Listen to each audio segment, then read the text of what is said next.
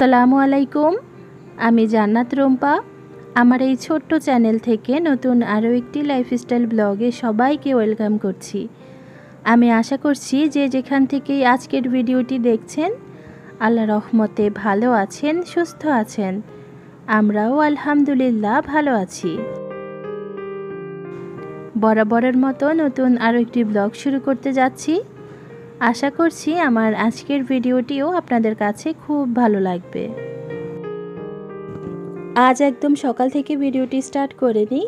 আমাদের সকালের নাস্তা খাওয়া হয়ে গিয়েছে, মোটামুটিভাবে ঘরদোর গোছানো শেষ। এখন আদনানকে পড়তে বসিয়েছি। দুপুরের রান্নায় আজ শাক থাকছে, তো ওটাকেও কেটে বেছে নিচ্ছি। একই সময়ের মধ্যে দুটো কাজ কমপ্লিট হয়ে যাবে।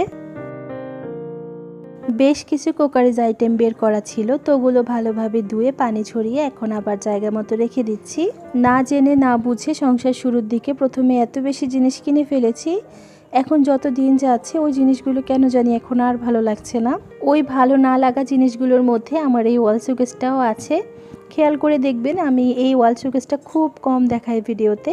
আমার নিজেরই যেটা দেখতে ভালো লাগে না সেটা আমি আপনাদেরকে কিভাবে দেখাই বলেন। যদিও এটা এখনও পুরো নতুনের মতো, এরপরও আমার এখন আর এটা ভালো লাগছে না।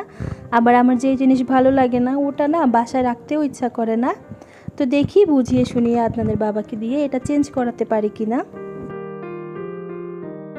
অলস মস্তিষ্ক শয়তানের কারখানা।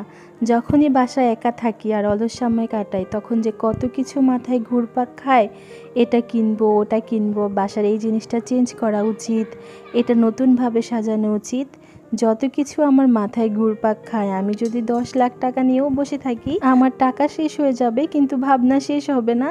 তবে এত টাকা কোথায় পাই বলেন তো? ওগুলা ভাবনা চিন্তার মধ্যেই সীমাবদ্ধ থাকুক, আর আমার আপাতত যা আছে ওটা দিয়েই জীবনযাপন করতে থাকি। গতকাল রাতেই আদনানের বাবা কিছু ডিম নিয়ে এসেছে, তো ওটা আমি এভাবেই ফ্রিজে রেখে দিয়েছিলাম আর বের করিনি। ডিমের মধ্যে যেই পরিমাণ ময়লা থাকে ওটা যদি না ধুয়ে ফ্রিজে রাখি, তো আমার মনে হয় এই ডিমের কারণে পুরো ফ্রিজটাই ময়লা হয়ে যায়। তো এখন সকালবেলা বের করে ভালোভাবে সবগুলো ডিম আমি ধুয়ে নিব। আপনাদের দেখার ধৈর্য আর আমার কষ্ট, এই দুইটা বিষয় মাথায় রেখে 24 ঘন্টাকে কেটে ছেটে 9 থেকে 10 মিনিটের একটা ভিডিও রেডি করেছি। জানি না আমার আজকের ভিডিওটি আপনাদের কাছে কেমন লাগবে। যদি ভালো লেগে থাকে তো প্লিজ ভিডিওটিতে একটি লাইক দিতে ভুলবেন না। আর আপনি যদি আমার চ্যানেলে নতুন হয়ে থাকেন, চাইলে চ্যানেলটি সাবস্ক্রাইব করতে পারেন। আপনি যদি কাজটি অলরেডি করে থেকে থাকেন, আপনাকে অসংখ্য ধন্যবাদ। এই ডিমগুলোর খোসা খুব পাতলা থাকে আর বেশিক্ষণ পানিতে ভিজিয়ে রাখলে ভিতরে পানি ঢুকে যাওয়ার আশঙ্কা থাকে, তাই বেশিক্ষণ পানিতে ভিজিয়ে রাখবো না। একটু পানি দিয়ে ভিম লিকুইড উপর দিয়ে দিয়েছি। এখন একটা মাজনির সাহায্যে প্রত্যেকটা ডিম ভালোভাবে ধুয়ে একটা জালিতে উঠিয়ে রাখবো। পুরো একটা সপ্তাহ দৌড়ঝাঁপ করার পর যখন আদনানের স্কুল ছুটি হয়, তো ওই টাইমটা না একদম স্বর্গীয় মনে হয়। তো চেষ্টা করি ওই মুহূর্তগুলো একদম নিজের মতো করে উপভোগ করার। সেটা কখনো 2-4 দিন বা 1 সপ্তাহ হতে পারে, তবে যাই হোক দিনের কখনো না কখনো এই টাইমটা কিন্তু আপনার জীবনেও আসে। তো চেষ্টা করবেন আগে পিছে সব কিছু ভুলে ওই টাইমটা একদম নিজের মতো করে উপভোগ করার। দেখবেন সমস্ত ক্লান্তি দূর হয়ে যাবে। একটা বাসায় যে কত ধরনের কত রকমের কাজ থাকে, সকাল থেকে করেই যাচ্ছি, এখন পর্যন্ত শেষ হওয়ার কোনো নাম নেই। তার মধ্যে এখন পর্যন্ত দুপুরের রান্না তো করিনি। বাঙালি সস্তা পেলে বস্তা ভরে, এই কথাটা প্রায় সময় আদনানের বাবা প্রমাণ করে দেয়। বাসায় কাঁচামরিচ ছিল না, কাঁচামরিচ আনতে বলেছি, তিনি 1 কেজি কাঁচামরিচ নিয়ে এসেছে। এবার বলেন মানুষ 2 জন 1 কেজি কাঁচামরিচ কত দিনে খাবো?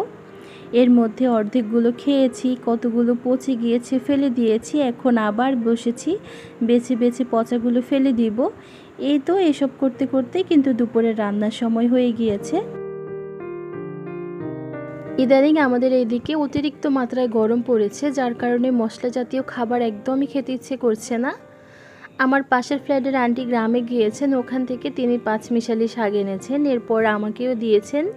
তো মনে হলো চিংড়ি মাছ দিয়ে আজ এই শাকটা একদম পাতলা ঝোল করে রান্না করি, খেতেও ভালো লাগবে এই গরমে। কেউ নিজের, কেউ হাজবেন্ডের অথবা কেউ সন্তানের কাজের সূত্রে নিজের জন্মস্থান গ্রাম ছেড়ে শহরে থাকেন, কেউ হয়তোবা নিজ দেশের বিভিন্ন অঞ্চলে থাকেন, আবার কেউ সুদূর প্রবাসে। মোটামুটি সব ধরনের মানুষের ক্যাটাগরি এক, পরিবার ছেড়ে আপনজন ছেড়ে দূরে থাকতে হয়, চাইলেও যাদেরকে দেখা যায় না, ছোঁয়া যায় না। লম্বা একটা সময় এই অচেনা মানুষগুলোর সঙ্গে থাকতে থাকতে একটা পর্যায়ে গিয়ে দেখা যায় তারাও কিন্তু আমাদের খুব আপন হয়ে যায়, পরিবারের মানুষের মতনই। সেরকম অপরিচিত কিছু পরিবারের সঙ্গে এখন আমার আত্মিক একটা সম্পর্ক তৈরি হয়েছে, আলহামদুলিল্লাহ। এই তো আপনাদের সঙ্গে গল্প করতে করতে বাকি রান্নাগুলো সেরে ফেলেছি। এরকম খুব কমই হয়েছে যেদিন বাসায় গরুর মাংস অথবা মুরগি রান্না করা হয়নি।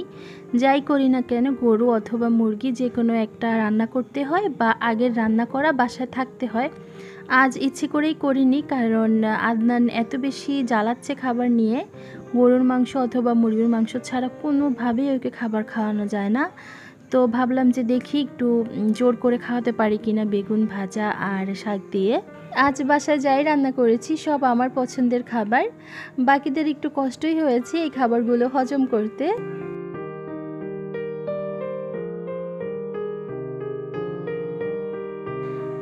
আসর থেকে মাগরিবের যে একটা গ্যাপ, এই গ্যাপে কিন্তু লম্বা একটা সময় পাওয়া যায়। তখন তো সেরকম কোনো কাজ থাকে না, কখনো ঘুমিয়ে থাকি, আবার যেদিন জাগনা থাকি ওই দিন দেখা যায় খুব অলস সময় কাটাই। তো বসে বসে এখন সূর্যাস্ত দেখছিলাম।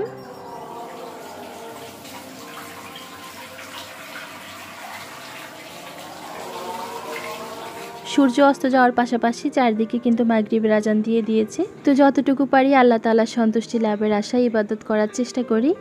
আমার আম্মু আমার ওপর খুব রাগ করে, আমি এখনও ভালোভাবে নামাজটা কন্টিনিউ করছি না। একটু পড়ছি, আবার দেখা যায় একটু গ্যাপ পড়ছে। বলতেও আমার খুব বেশি আনইজি লাগছে এই ধরনের কথা। তো আমি সব সময় আল্লাহর কাছে চাই আল্লাহ আমাকে এমনভাবে হেদায়েত দান করুক যে আম্মু খুব বেশি খুশি হয় আমার ওপর, সঙ্গে আল্লাহ তাআলারও সন্তুষ্টি মিলে। দোয়া করবেন আমার জন্য। দুপুরে আদনানকে খুব একটা খাবার খাওয়াতে পারিনি, খুব জোর করে 2-3 লোকমা খাইয়ে দিয়েছিলাম বেগুন ভাজা দিয়ে। পরে কান্নাকাটি করে ঘুমিয়ে গিয়েছিল। তো এরপর আমি ওর পছন্দের ফিরনি রান্না করেছি, এখন ঘুম থেকে উঠেছে।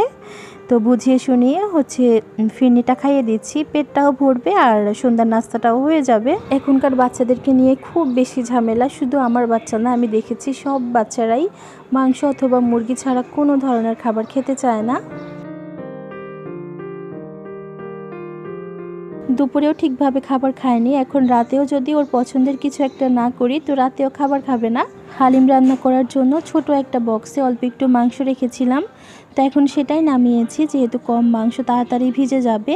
তো এখন ঝটপট ওই অল্প একটু মাংস ওকে রান্না করে দিব, যেন একটু ভাত খাওয়াতে পারি। আমি বেশিরভাগ সময়ে মাংস এবং মুরগি একটু বেশি করেই রান্না করি, তারপর ছোট ছোট বক্স করে ফ্রিজে রেখে দেই, যেন আমাকে এরকম সমস্যায় পড়তে না হয়।